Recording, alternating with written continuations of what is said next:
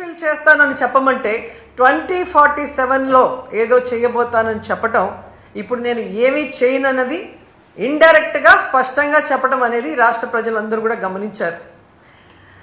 ఎంత దురదృష్టకరం అంటే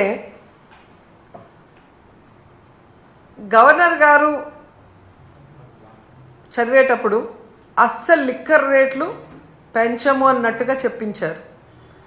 మీకు చూస్తే తెలుసు, ప్రతి బాటిల్ మీద ఈరోజు రేట్లు ఎలా పెంచారో పేపర్లలో వాళ్ళ స్టేట్మెంట్లే మీరు గమనించవచ్చు. అంతేకాకుండా ఏపీ మొత్తం తెలుగుదేశం పార్టీ జనసేన వాళ్ళు సిండికేట్లుగా తయారయ్యి ప్రతి బాటిల్ మీద 10 నుంచి 20 వరకు ఎలా పెంచుకొని అమ్ముతున్నారో ఏ ఊరికెళ్ళి ఏ తాగుబోతున్నా అడిగినా కూడా అర్థమవుతుంది. ఈ విధంగా లిక్కర్లో ప్రజల్ని దోచుకొని జలగల్లా రక్తాన్ని పీల్చేస్తుంటే అసలు రేట్లు పెంచము అని చెప్పడం ఒకసారి మనం అర్థం చేసుకోవాలి. అబద్ధాలలో పరాకాష్ట.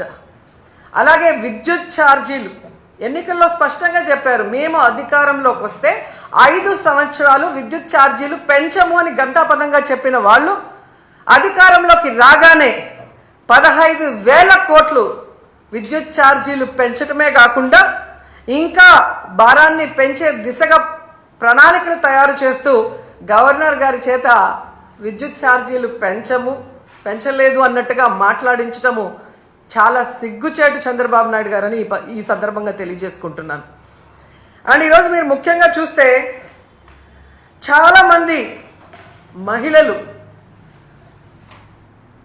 చంద్రబాబు నాయుడు వస్తే ఇంట్లో ఎంతమంది ఉంటే అంతమంది మహిళలకి 1,500 ఇస్తారు అన్నారు. ఆ 1,500 ఇస్తారేమో అని ఆతృతగా ఎదురు చూస్తే దాని ప్రస్తావనే లేదు. అలాగే మీరు చూస్తే రైతు భరోసా గురించి ప్రస్తావనే లేదు, ఫ్రీ బస్సు గురించి ప్రస్తావనే లేదు. అమ్మఒడి జగనన్న ఇస్తూ ఉన్నారు, మేము తల్లికి వందనం ఇస్తాము అని చెప్పి గొప్పగా ప్రచారం చేసుకున్నారే కానీ ఈ రోజుటి వరకు 9 నెలలు అవుతుంది, ఒక్క పైసా ఇవ్వలేదు తల్లికి వందనం. కనీసం జగనన్న ఇస్తున్న ఆ అమ్మఒడిని కూడా కంటిన్యూ చేయకుండా ఈరోజు ఎగ్జామ్స్ కూడా వచ్చేసాయి. అంటే ఏ విధంగా పిల్లల్ని మోసం చేశాడో అనేది మనం కళ్ళారా చూడాలి. అంతేకాకుండా మీరు చూస్తే రైతన్నలకి అన్నదాత సుఖీభవ 20,000 ఇస్తాము అన్నారు. వాళ్ళకి అలాగే చంద్రబాబు నాయుడు కరువు కవల పిల్లలు అంటారు. ఆయన రాగానే ఎలా కరువు వచ్చి అందరూ అల్లాడిపోతున్నారో మనం చూస్తున్నాం. గిట్టుబాటు ధర లేదు, అలాగే పెట్టుబడి సహాయం లేకపోతే ఆ రైతులు ఏమవ్వాలి? కనీసం గవర్నర్ గారి ప్రసంగంలో రైతు భరోసా ఇస్తాము అన్న భరోసా కూడా ఇవ్వకుండా చేశారు అంటే రైతన్నలు ఏ విధంగా మోసం చేస్తున్నారో మనం కళ్ళారా చూస్తున్నాం.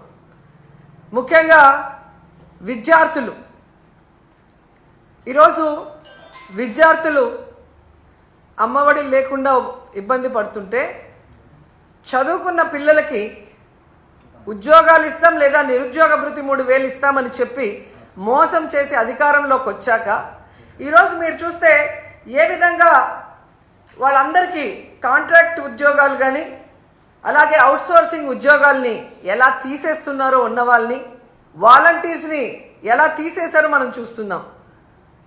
ఉద్యోగం ఇస్తా లేదా నిరుద్యోగ భృతి ఇస్తామన్న పెద్ద మనుషులు ఉద్యోగాలు ఇవ్వలేదు, నిరుద్యోగ భృతి ఇవ్వలేదు. 9 నెలలు అవుతున్నా కానీ ఆల్రెడీ ఉన్న అవుట్సోర్సింగ్ ఎంప్లాయీస్ని అలాగే కాంట్రాక్ట్ ఎంప్లాయీస్ని వాలంటీర్స్ని లక్షలాది మందిని తీసేసి వాళ్ళ కడుపు ఎలా కొట్టారో ఈరోజు అందరూ కూడా గమనించాలని కూడా ఈ సందర్భంగా తెలియజేసుకుంటున్నాను.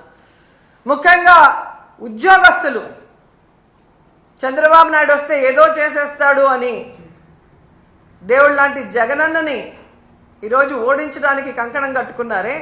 మరి 9 నెలలు అవుతుంది, ఈరోజు మీకు డిఏ లేదు, ఐఆర్ లేదు, కనీసం పిఆర్సీ కూడా లేదు. చంద్రబాబు నాయుడు అబద్ధాలు చెబితే చాలా కమ్మగా ఉంటాయి, నమ్మి ఓటేశారు. పోనీ మొదటిసారి ముఖ్యమంత్రి కాదు కదా చంద్రబాబు నాయుడు, గతంలో 3 సార్లు ముఖ్యమంత్రిగా చేసినప్పుడే ఇచ్చిన వాగ్దానం ఏ రోజు నెరవేర్చడు, అన్ని వర్గాల వారిని ఎలా అవమానించి మోసం చేస్తాడో తెలిసి కూడా మళ్ళీ ఆయన్ని నమ్మి ఓటేసిన మిమ్మల్ని చూస్తే నాకు జాలేస్తుందని కూడా ఈ సందర్భంగా తెలియజేసుకుంటున్నాను. ఎందుకంటే ఏదైనా చేయగలిగితే అది జగనన్న చేస్తాడు, జగనన్న చేయలేకపోతే ఏ ముఖ్యమంత్రి చేయలేడు అని అనేక ప్రెస్ మీట్లో నేను చెప్పడం జరిగింది. ఎందుకంటే జగనన్న మనసున్న నాయకుడు. ప్రతి మనిషికి మంచి జరుగుతుంది అంటే ఎంత దూరమైనా చేయటానికి ముందుకు వెళ్ళే వ్యక్తి. మరి ఇన్ని వెల్ఫేర్స్, ఇన్ని డెవలప్మెంట్స్, ఇన్ని ఉద్యోగస్తులకి రెగ్యులరైజ్ చేసిన వాళ్ళు ఏదైనా 1-2 చేయలేకపోతే అది ఎందుకు చేయలేదని ఆలోచించి మళ్ళీ ముఖ్యమంత్రి అయిన తర్వాత అయినా మాకు చెయ్యండి అని చెప్పి రిక్వెస్ట్ చేసుంటే ఈరోజు ప్రజలు బాగుంటారు, మీరు బాగుంటారు, ఈ రాష్ట్రం కూడా అభివృద్ధి వైపుకు పరుగులు తీసుంటుంది. కానీ ఈరోజు ప్రజలు నాశనం అయిపోతున్నారు, రాష్ట్రం నష్టపోతుంది, ఉద్యోగస్తులు నష్టపోతున్నారు. ఈ విషయం ఇప్పటికైనా గమనించాలని ప్రతి ఒక్కరిని కూడా కోరుకుంటున్నాను. అండ్ ఈరోజు ప్రతి ఒక్కరూ మాట్లాడుతున్నారు తెలుగుదేశంలోనూ, ముఖ్యంగా పవన్ కళ్యాణ్ గారు, మేధావి గారు మాట్లాడుతుంటారు, సనాతన యోధుడు. జగనన్న ఈరోజు ప్రజా సమస్యల్ని మాట్లాడటం కోసమే అసెంబ్లీలో ప్రతిపక్ష హోదాను అడుగుతున్నారు. ఎందుకంటే ఒక ప్రతిపక్ష హోదా ఉన్నప్పుడు ఇంత సమయం అని ప్రతిపక్ష పార్టీకి కేటాయిస్తారు కాబట్టి ఈ రాష్ట్రంలో ఉన్న ప్రజల కష్టాల్ని, వాళ్ళు ఏదైతే ఎదురు చూస్తున్నారో వాటిని ప్రభుత్వం దృష్టికి తీసుకురావటం కోసం ఈరోజు అన్న అడుగుతూ ఉంటే వంకర టింకర్గా మాట్లాడతాడు పవన్ కళ్యాణ్ గారు. ఎక్కడో జర్మనీ అంటాడు, రష్యా అల్లుడు కదా, పక్కన జర్మనీ గురించి ఆయనకి బాగా తెలిసి ఉంటుంది. కానీ ఆంధ్రప్రదేశ్లో ఏం జరుగుతుందో ఆయనకు తెలియకపోవడం మాకు బాధాకరం. నేను హైయెస్ట్ సీట్స్ గెలుచుకున్నాను కాబట్టి అసలు ప్రతిపక్ష హోదా నాకుండాలి అన్నాడు. సంతోషం, నువ్వు ప్రతిపక్ష నాయకుడిగా ఉండి చంద్రబాబు నాయుడు చేసే తప్పుల్ని నిలదీస్తాను, ప్రజల పక్షాన ఉండి పోరాటం చేస్తాను అంటే వెంటనే మీ డిప్యూటీ సీఎం పోస్టుకి రాజీనామా చేసి ప్రతిపక్ష హోదా తీసుకొని ఎదురుగా కూర్చొని ఆయన చేసే తప్పుల్ని ఎత్తి చూపించండి. ఆ పని మీరు చేయలేరు కదా. చంద్రబాబు నాయుడికి కష్టం అంటే డైవర్షన్ పాలిటిక్స్ చేస్తారు, చంద్రబాబు నాయుడు గారికి కష్టం అంటే రోడ్డు మీద పడుకుంటారు. కానీ ఈ రాష్ట్రంలో ఆడపిల్లలు రేప్ అవుతున్నా, మర్డర్ అవుతున్నా, విద్యార్థులు రోడ్ల మీదకి వచ్చి చెప్పులతో కొట్టుకుంటున్నా, వాళ్ళకి జరిగిన అన్యాయానికి మీరు హాస్పిటల్ బెడ్ మీద పడుకొని ఏమీ విన్నట్టు ఉంటారు. ఎన్నికల ముందు మీ స్పీచ్లో ఆవేశంగా మీరు చెప్తుంటే నిజమని నమ్మిన వాళ్ళు ఈరోజు వాళ్ళ చెప్పులతో వాళ్ళు కొట్టుకుంటుంటే అయినా మీకు అర్థమవుతుందంటే అది కూడా అర్థం కాకుండా మళ్ళీ జగనన్నను బ్లేమ్ చేస్తున్నారు. మీకు నిద్రపోయినా, మెలుకున్నా, అసెంబ్లీకి వచ్చినా, బయటికి వెళ్ళినా ఎప్పుడు జగన్ జగన్ జగన్ జగన్ని ఎలా తిట్టాలి, జగన్ మీద ఎలా దుమ్మెత్తిపోయాలన్న ఆలోచన తప్ప మరొకటి లేదా? 9 నెలలైంది మీరు అధికారంలోకి వచ్చి, మెజారిటీ సీట్లు మీకున్నాయని గొప్పగా చెప్పుకుంటున్నప్పుడు 11 సీట్లని ఎక్కిరించే మీరు 11 సీట్లున్న జగనన్నకి ప్రతిపక్ష హోదా ఇవ్వడానికి ఎందుకు భయపడుతున్నారు? ఒకవేళ మీరు గవర్నర్ స్పీచ్లో చెప్పినట్టు గత ప్రభుత్వంలో జగన్ గారే తప్పులు చేయడం వల్ల నష్టపోయి ఉంటే ఆయన ప్రతిపక్ష హోదా ఇస్తే అసెంబ్లీకి వస్తారు కదా, అప్పుడు నిలదీయండి, ప్రూఫ్లు చూపించండి.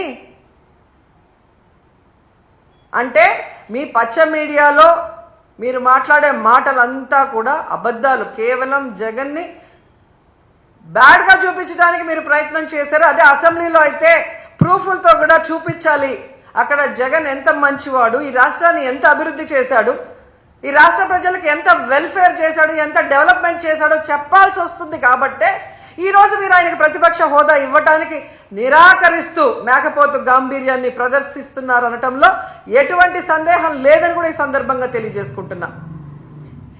ఎందుకు ఇంత గంటాపదంగా నేను చెప్తున్నానంటే ప్రభుత్వం చేసే అవినీతిని ఎత్తి చూపించే PAC, పబ్లిక్ అకౌంట్స్ కమిటీ, ఈ దేశంలో ఏ రాష్ట్రంలో అయినా ప్రతిపక్ష ఎమ్మెల్యేకే ఆ పోస్ట్ ఇస్తారు, PACని. అలాంటి పోస్ట్ కూడా ప్రతిపక్ష ఎమ్మెల్యేకి ఇవ్వకుండా దొంగదారిన మీ ఎమ్మెల్యేకి మీరు ఇచ్చుకున్నారు అంటే మీ అవినీతి ఎంత పెద్ద ఎత్తున జరిగింది. అది బయట రాకుండా ఉండటం కోసం దొంగదారిలో మీ ఎమ్మెల్యేని PAC చైర్మన్ని మీరు ఎలా చేసుకున్నారో అందరూ కూడా గమనిస్తున్నారన్న విషయాన్ని తెలుసుకోండి. ఎందుకంటే దేశంలో ఏ రాష్ట్రంలో లేనటువంటి విధంగా ఈరోజు ఈ పిఏసి చైర్మన్ని మీరు తీసుకోవటం అనేది చూస్తుంటే, గతంలో ఎక్కడో విన్నాను తాలిబన్ల పాలనలో మాత్రమే ఇలా జరిగిందని, తర్వాత నారా చంద్రబాబు నాయుడు గారి పరిపాలనలోనే ఇలా జరిగింది అనేది చరిత్రలో చరిత్రహీనుడిగా మీరు నిలిచిపోతున్నారని కూడా ఈ సందర్భంగా తెలియజేసుకుంటున్నా. అండ్ ముఖ్యంగా మీరు చూస్తే ఎంత విచిత్రం అంటే, అసెంబ్లీకి TV9 రాకూడదంట, NTV రాకూడదంట, 10 TV రాకూడదంట, సాక్షి రాకూడదంట. వీళ్ళకి భజన చేసే భజన పచ్చ ఛానళ్ళు మాత్రమే అసెంబ్లీకి రావాలి అనుకుంటున్నారు అంటే, వీళ్ళ మీడియాలో వీళ్ళు వండి వార్చిన అబద్ధాలనే అందరూ చెప్పాలి, లేదంటే రానివ్వము అని వీళ్ళ రెడ్ బుక్ రాజ్యాంగం ఈరోజు మనకి స్పష్టంగా కనిపిస్తుంది.